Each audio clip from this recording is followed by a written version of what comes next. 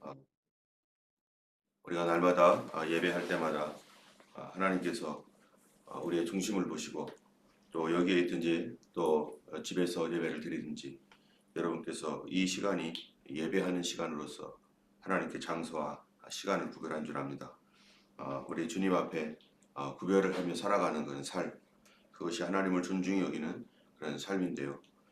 성도들에게 있어서 정말로 하나님을 내 삶에 구별되게 섬기고 또 구별되게 주님 앞에서 우리의 삶을 날마다 드리기 원합니다.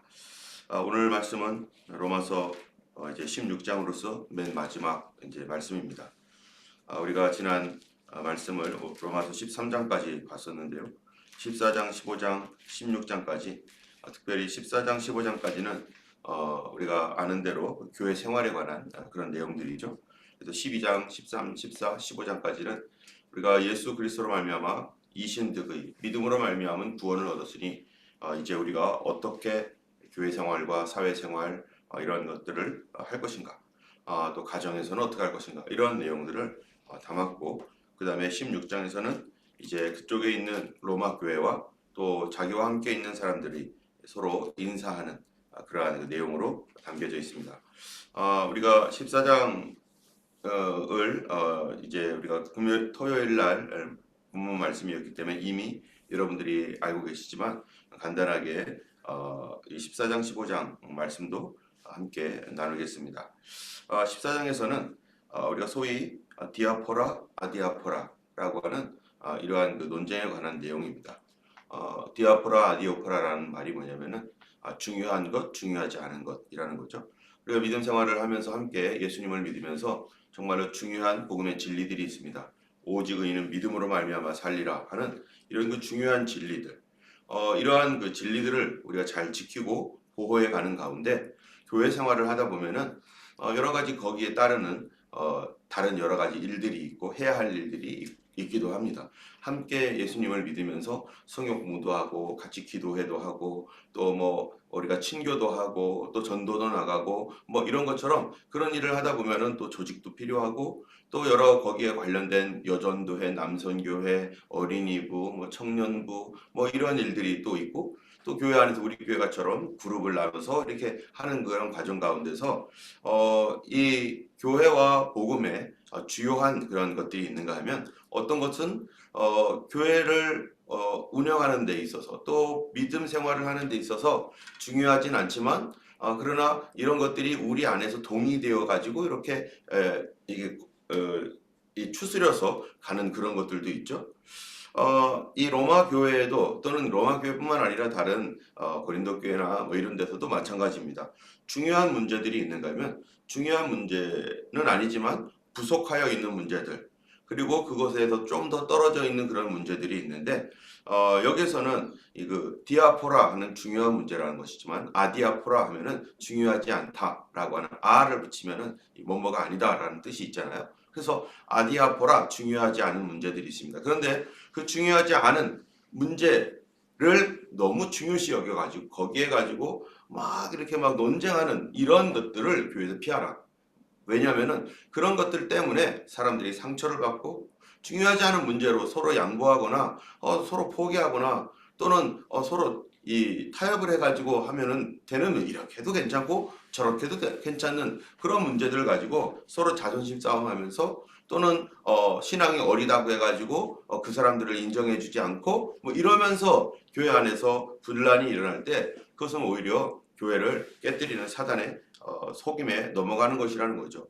그래서 피아노 우리도 그러잖아요. 피아노가 여기 이쪽 왼쪽에 있었는데 강단 왼쪽으로 가느냐 오른쪽으로 가느냐 중요한 문제 아니잖아요. 뭐 왼쪽으로 가면 어떻고 오른쪽으로 가면 어떻겠습니까? 예, 밥을 먹을 때 왼손으로 먹고 오른손으로 먹고 여러분 옛날에 우리 부모님들 또 어렸을 때는 오른손으로만 해야 되는 거였어요. 오른손으로만. 그런데 이게 어떤 사람은 왼쪽이 더 편한 사람이 있거든요. 저처럼. 그럼 왼쪽으로 먹으면 이거를 뭐 어떻게든지 오른손으로 해서 왼쪽인 사람은 무슨 불구자인 것처럼 막 이렇게 하는 경우도 있었거든요. 근데 그게 아니라 이 사람은 왼쪽이 발달한 사람이에요. 그러면 이 사람은 왼쪽으로 먹는데 당연히 불편한 부분이 있어요. 오른쪽으로 먹는 사람들에게 이렇게 손이 부닥쳐 가지고 이렇게 먹는 것이 불편할 수 있지만 그러나 그게 막 무슨 뭐 큰 문제, 인간이 안 되는 그런 큰 문제는 아닌 것처럼 그렇게 교회 안에서도 이러한 문제, 특별히 오늘 14장에서는 어떤 거냐면 형제를 비판하지 말라 하면서 어떤 사람들은 음식을 다 먹을 수 있지만 어떤 사람들은 그 음식을 못 먹을 수 있다.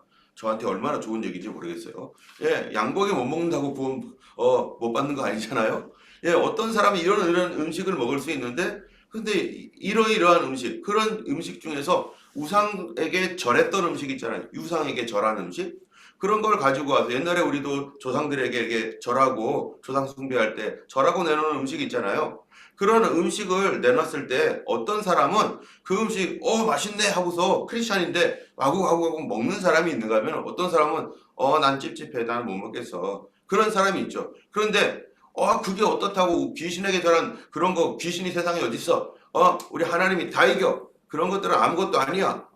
그냥 그 음식은 하나님 만드신 건데 먹어 해가지고 맛있게 먹어도 굿. 그런데 나 이거 찝찝해. 뭐가 찝찝해? 뭐가 찝찝해? 나는 옛날에 그 우상 숭배했었잖아. 난 옛날에 우상 숭배했었는데 그 우상 숭배했던 그 음식을 먹으면서 먹는 사람들은 우상 숭배에 참여했던 사람들인데 나는 이거 먹으면 내가 다시 우상 숭배에 참여하는 것 같아서 나 양심이 내 허락지 않아. 여러분 이럴 때 어떻게 할 거예요? 이 믿음도 없어가지고 이제는 그런 거 다 이기고 극복하고 나가야지. 응? 그런 것도 못 먹냐고 하면서 아직 믿음이 성장하려면 아직도 멀었어. 먹어. 이런 거 자꾸 먹어봐야 돼. 이렇게 해가지고 싫다는 사람들을 억지로 먹였을 때 여러분 그 사람은 상처를 받습니다. 첫 번째로는 그 인격적 상처도 받지만 신앙적 상처도 있지만 그런 것들을 통해 양심이 내가 꺼려지는 것인데 그걸 먹어서 마치 정죄감, 죄를 지은 것처럼 또는 어떤 경우에는 어떤 사람들 그런 사람 있잖아요. 이런 거 먹으면 악한 영이 나를 괴롭힐 거야. 뭐 이런 물론 잘못된 생각임에도 불구하고 그렇게 믿음이 연약한 사람들은 그거를 안 하는 게 좋죠. 안 할 수 있도록 도와주고 보호해주고 배려해주고 그러면은 이런 거 사실은 설명을 하겠지만 사실은 괜찮지만 당신의 양심이 그렇게 꺼리면 먹지 마세요. 그리고 일부러 막 먹으라고 막 하기도 하고 막 그런 사람들한테도 그렇게 하지 말라고 이렇게 권면을 해줘야 되는데 너는 믿음이 없으니까 그런 것도 못한다는 둥 하면서 막 그거를 계속해서 비난하고 깎아내릴 때 그럴 때 이 예수께서 그를 위하여 죽으셨는데 그가 그것 때문에 실족해서 나간다면 음식 때문에 나간다면 한 영혼을 먹는 거로 망하게 하는 그 일은 더 큰 죄라는 거죠. 더 큰 문제라는 거죠. 사람들이 자기가 생각하는 어떤 신앙의 기준이 있습니다. 성경을 하나님 말씀을 바르게 믿고 싶어서 자기 나름대로의 기준을 정했어요. 그래서 하나님 뜻대로 살려고 하는 어떤 기준들이 그런데 사람마다 조금씩 달라요. 어떤 사람들은 이렇게 좀 더 높은 사람이 있는가 하면 어떤 사람들은 아직은 거기까지는 못 가는 사람이 있어요. 그럴 때 그거를 내 생각으로 해가지고 저 사람들 다 죄인이고 다 믿음이 약해서 저러고 있고 그러면서 막 그렇게 막 비난을 하게 되면은 결국 자신은 뭐가 되는 겁니까? 내가 하나님이 되는 거고 내가 재판장이 되는 거고 그 나도 모르게 이 자기 의에 빠져 있는 그런 사람이 되어버려서 오히려 교만함이 자기 자신을 무너뜨릴 수 있는 결정적인 원인이 될 수도 있는 거죠. 때문에 우리가 14장 5절에는요. 어떤 사람은 이 날을 전날보다 낮게 여기고 어떤 사람은 모든 날을 같게 여기나니 각각 자기의 마음으로 확증하라. 또 어떤 사람은 2절에 보면 어떤 사람은 모든 것을 먹을 만한 믿음이 있고 또 믿음이 연약한 자는 채소만 먹느니라. 먹는 자는 먹지 않는 자를 업신여기지 말고 먹지 않는 자는 먹는 자를 비판하지 말라. 이는 하나님이 그를 받으셨습니다. 그 뭡니까? 그거 중요한 거 아니다라는 거예요. 중요한 거 아닌 거 가지고 싸우면 그것이 한 영혼을 해치게 된다면 연약한 영혼을 해치게 된다면 그 예수님께서 피 흘려 죽으신 그 영혼을 바로 사망에 이르게 하는 그런 일들이 될 수 있다는 것입니다. 때문에 이 음식으로 말미암아 20절에 보면은 음식으로 말미암아 하나님의 사업을 무너지게 하지 말라. 만물이 다 깨끗하되 거리낌으로 먹는 사람에게는 악하니라. 이 거리낌, 이 꺼려지는데 그거를 억지로 먹었을 경우에 그 사람 마음에 정죄감이 들어서 이것 때문에 괴로워한다는 거예요. 죄가 아님에도 불구하고 그것 때문에 정죄감 들어서 괴로워해서 무슨 일까지 일어나요? 교회를 점점점 떠나게 되고 나는 이제 버림받았어라고 하는 거짓말에 더 속게 되고 그러므로 이런 사람들을 용납하고 교회 안에서 믿음이 있는 자나 믿음이 없는 자, 특별히 믿음이 있는 사람은 믿음이 연약한 사람들을 받고 그들을 배려해주고 그들을 불쌍히 여겨주고 그들을 위해서 기도해줍니다. 어떤 사람들은 주의를 100%다 지킬 수 있는 믿음이 있는 사람이 있습니다. 어떤 사람은 아직까지 그렇게 안 되는 사람이 있습니다.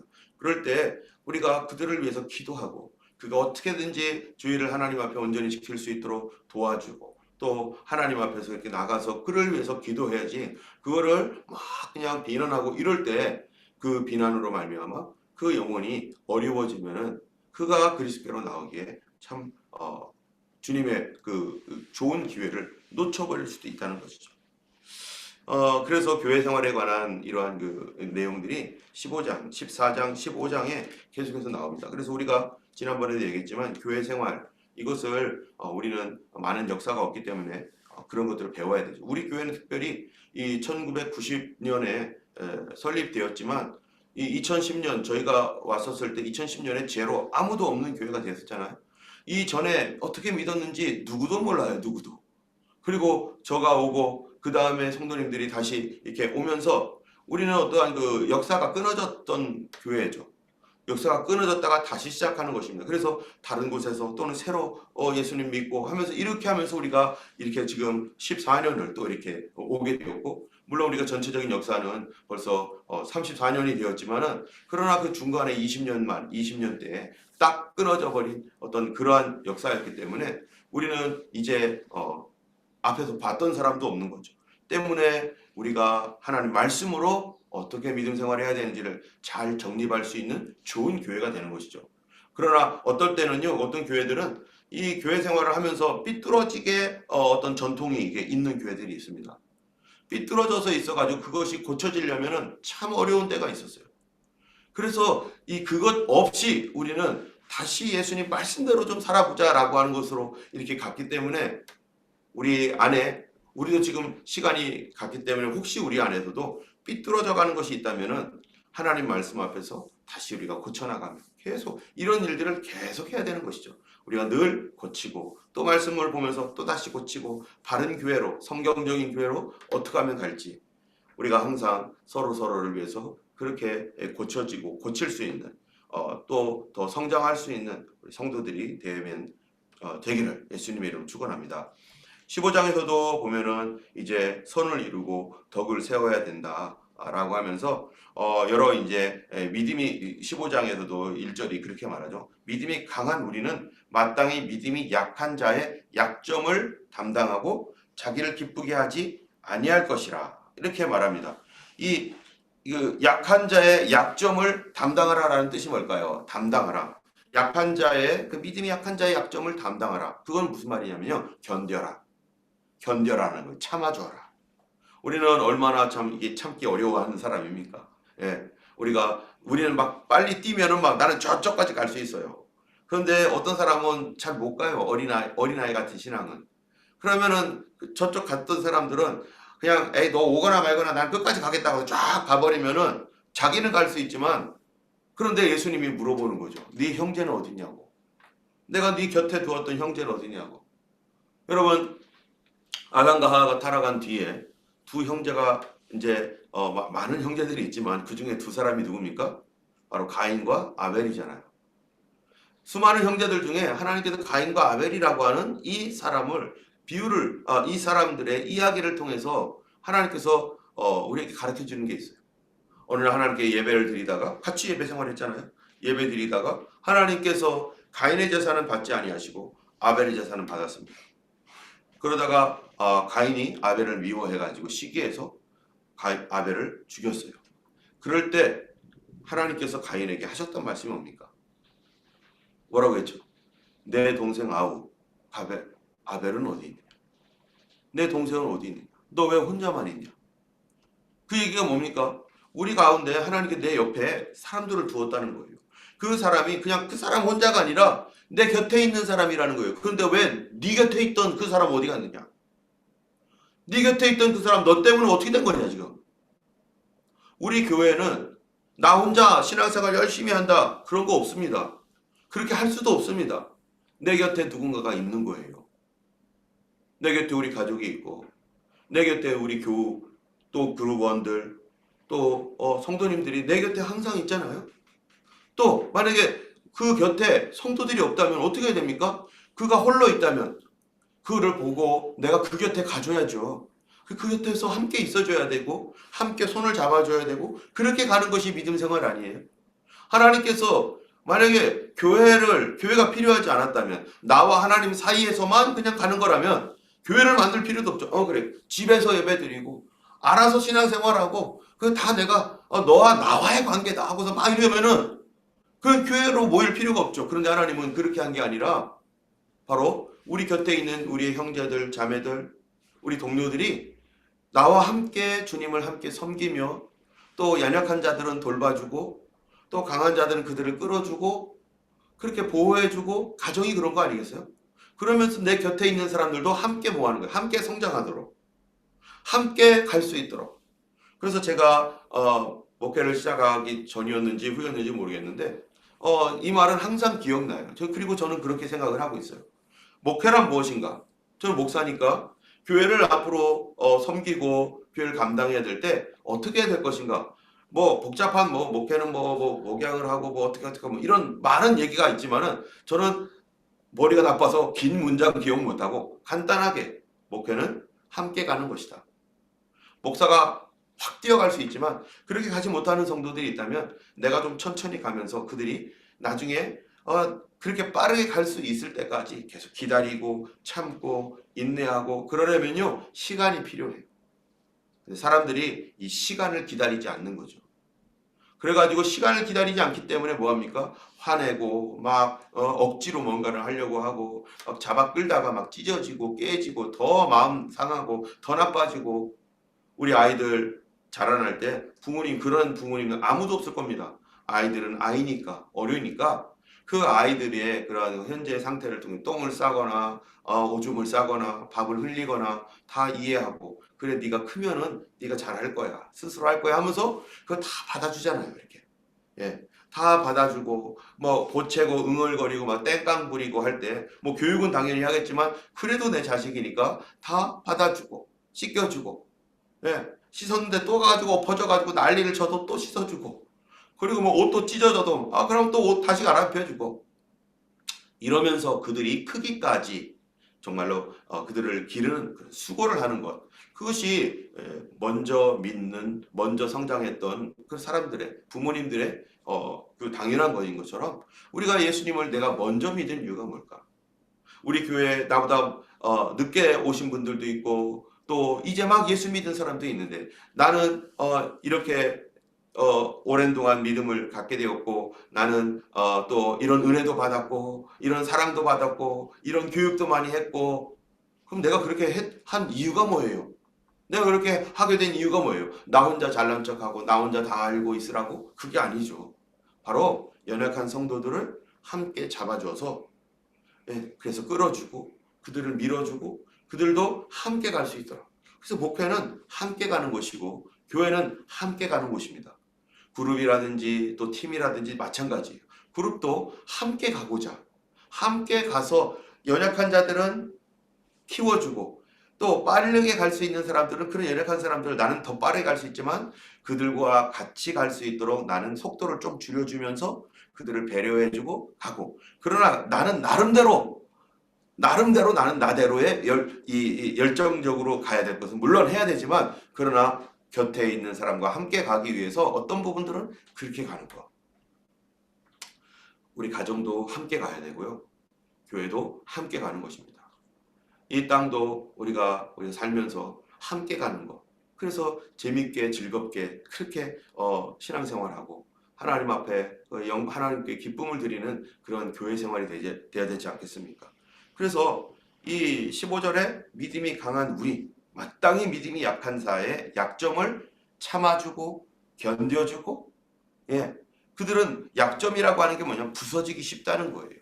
조금만 만져도 팍 부서질 수 있는 그런 약점들 믿음에서 떨어져 나갈 수 있는 연약한 사람들을 그렇게 보호하는 것, 그것이 바로 성도들의 당연한 도리인 것이죠.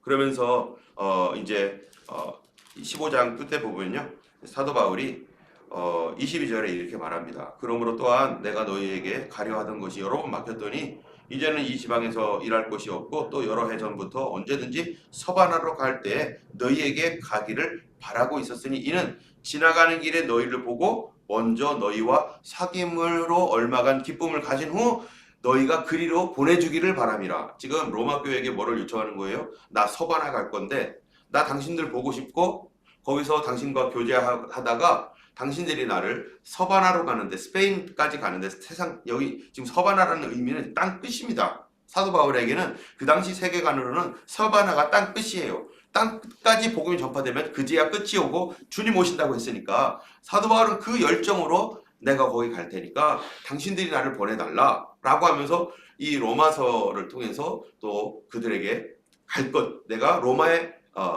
로마로 갈 것과 그리고 거 가서 나를 그렇게 해달라는 부탁까지 그렇게 합니다.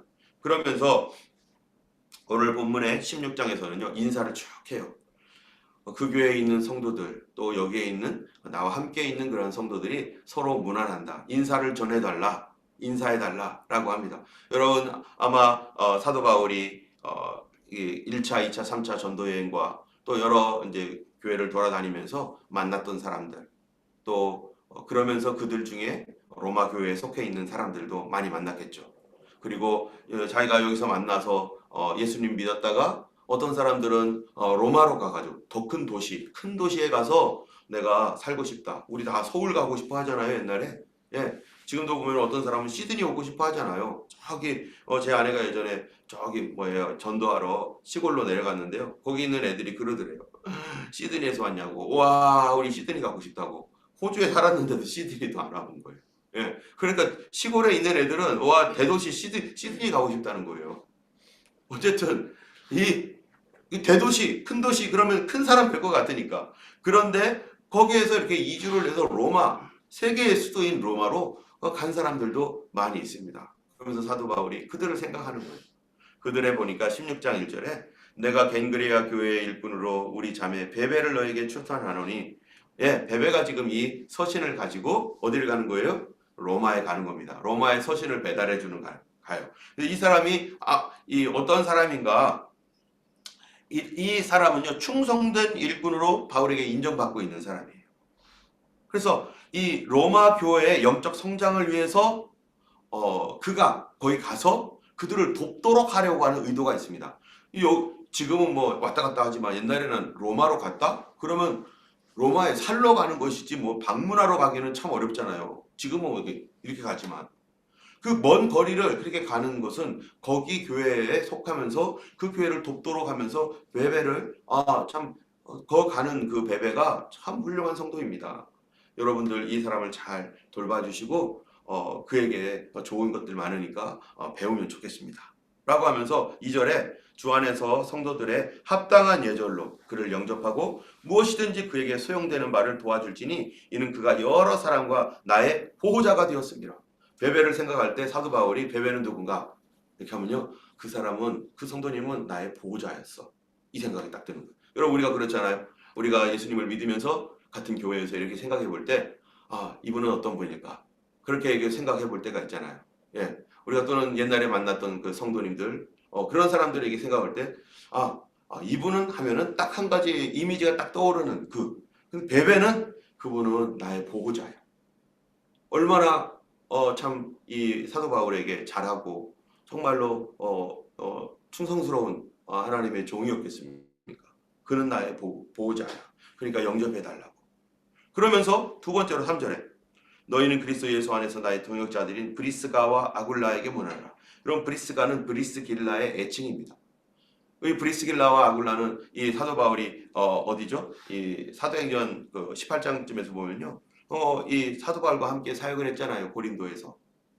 그러니까 그 두 번째로 딱 먼저 떠오르는 사람 브리스길라와 아굴라가 로마에서 쫓겨서 이 고린도에 왔다가 사도 바울을 만나가지고 거기서 함께 전도 사역했는데 나중에 이제 이 유대인을 추방했던 영이 이제 없어졌습니다. 그래서 자기가 원래 그 사업을 했었던 로마로 돌아갔어요. 그러면서 로마로 돌아간 브리스길라와 아굴라를 생각하면서 브리스길라와 아굴라에게 문안해라. 그러면서 그가 뭐라고 했냐면은 그는 나의 동역자인데 4절에 그들은 브리스길라와 아굴라는 내 목숨을 위하여 자기들의 목까지도 내놓았나니 나뿐 아니라 이방인의 모든 교회도 그들에게 감사하느니라. 브리스길라와 아굴라 이 두 사람이 같이 사도 바울과 업이 같아서 이 천막 만드는 일을 했는데 복음을 전하면서 그들은 사도 바울의 그 복음 사역을 위해서 자기 목까지도 내놨다는 거예요. 죽을 뻔한 일들이 있었나 봐요. 뭔가 아마 핍박이 있었는지. 그런데 자기들이 대신 사도 바울을 위해서 대신 죽으려고까지 했던 이 사람 얼마나 참 절대로 잊어버리면 안 되는 사람. 우리가 같이 교회 생활하면서 정말 교회를 위해서 희생하고 헌신하고 나를 위해서 그렇게 애쓰고 사랑했던 그런 사람들 떠나 있지만 그런 사람들을 위해서 기도해주고 또 사도 바울은 그 분을 위해서 브리스길라 아글라를 내가 기억하고 있는데 그들은 모르죠. 그가 어떻게 했는지. 그런데 그 얘기를 소개하면서 모든 이방 교회들도 그들에게 감사한다. 5절에서는요. 또 저희 집에 있는 교회에도 문안하라. 내가 사랑하는 에베네도에게 문안하라. 그는 아시아에서 그리스도께 처음 맺은 열매니라. 에베네도 이 사람은요. 아시아에서 처음 맺은 열매. 아시아에서 처음 맺은 열매. 아시아가 어디입니까? 에베소입니다. 에베소에서 처음 맺은 열매. 에베소에 사도 바울이 그렇게 가려고 했다가 복음 전도를 하려고 했다가 못 갔어요. 그런데 거기서 드디어 에베소에 가가지고 복음 전할 때 처음 예수님을 믿었던 사람. 그 에베소. 그래서 에베소에 얼마나 놀라운 일이 생겼습니까? 에베소 전체가 이 아데미 우상을 섬겼던 그 도시 전체가 시끌시끌해가지고 사도 바울 때문에 우리 못 살겠다. 사도 바울 저 사람 없애버리자 해가지고 막 난리가 났었던 그곳의 첫 번째 열매. 아마 이 사람 집에서 에베소 교회가 시작됐을 수 있죠. 그리고 그런 핍박이 있었을 때 어떻게 했어요? 많은 어려움도 겪었을 수 있습니다. 그런데 이 한 사람, 그 한 사람을 통해서 에베소의 복음이 전파되어지고 그 첫 열매라는 게 너무나 중요해요. 여러분 첫 열매를 통해서 그곳에 그 지방에 예수 믿는 사람 한 가정이 딱 생기면 거기에 뭐가 생기는 거예요? 교회가 생기는 거죠. 교회가 되고 그 주변에 친척들이 오게 되고 그러면서 교회가 확장되는 것이죠. 첫 열매. 이 첫 열매를 얻기 위해서 선교를 하는 거예요. 그리고 첫 열매가 얻어지면 좀 더 커지면 이제는 거기에서 제대로 된 또 다른 열매를 위해서 나가는 거죠. 에베소에 있는 첫 열매 에베네도. 그래서 6절에 보면은 너희를 위하여 많이 수고한 마리아에게 문안하고 내 친척이면 나와 함께 가셔도 안드리고 유니아 또 내 사랑하는 8절에 보면 암비블리아 또 아리스토블로의 건속 아벨라에게 문안하고 많은 사람들이 여기 보면은 이렇게 문안을 요청하는데 뭡니까? 사도 바울과 함께 사역했던 사람이에요. 사도 바울을 도왔던 사람, 각 지역마다 사도 바울을 도왔고 하나님께서 붙여주신 사람이고 그래서 그들을 통해서 교회가 성장했고 그들과 함께 감으로 말미암아서 서로 용기가 됐고 그들의 간증을 들으면서 맞아 저렇게 믿어 해가지고 많은 사람들이 그 간증을 통해서 예수를 또 믿게 되고 또 그들의 막 충성스러운 헌신 자기 자신까지 막 다 내놓아 버리고 자기 자신의 재산까지도 내놓고 막 자기의 삶을 막 헌신하면서 교회를 위해서 하나님의 일을 위해서 이렇게 헌신했던 이 사람들을 통해서 결국 하나님의 나라가 확장되어지고 주의 복음이 온 세상에 지금까지 전파되었습니다. 이들의 이런 수고가 지금 오늘 우리가 있게 된 거 아니겠어요? 아마 우리 하나님 나라에 가서 이 사람들을 볼 때 당신 때문에 이렇게 믿음의 족보를 쭉 따지면 혹시 알아요? 아리스토블로스 때문에 내가 예수 믿게 됐는지 그 라인으로 이렇게 그 사람이 누구 전도했고 누가 누구 전도했고 그 사람 때문에 영향받아서 누가 선교를 갔고 선교한 곳에서 누가 어떻게 돼가지고 그게 미국까지 갔고 미국에서 누가 어떻게 해서 이렇게 해가지고 내 친척의 누군가가 예수를 믿었고 그래서 내가 믿었고 이러면은 쭉 따져보면은 맨 끝에는 누가 있겠어요? 당연히 예수님 계시죠. 예수님 계시겠고 그 예수님을 통해서 12제자가 나타났고 그 당시 유대인들이 예수 믿었고 그 사람들을 통해서 이렇게 왔기 때문에 우리 모두는 이방인들은요 복음의 빚진 자입니다. 때문에 우리가 이스라엘을 위해서 기도해야 되고 내가 얼굴도 알지 못하고 성경에 이름만 나와 있는 이 사람들 그 사람들의 그 희생과 또 그 사람들의 그 열심 때문에 오늘 우리가 예수님 안에서 한 가족이 된 것입니다. 우리 주님께서 나를 택하시고 또 이 많은 사람들을 통해서 내가 예수 믿게 하신 것 하나님께 감사하며 우리도 좋은 이름을 남길 수 있는 참으로 사도 바울이 생각했을 때 이 사람은 나의 보호자였고 이 사람은 정말 이런 사람 그러한 예수님께 그러한 기억이 될 수 있는 우리 인생이 되길 원하고 우리 교회가 그렇게 되길 원합니다.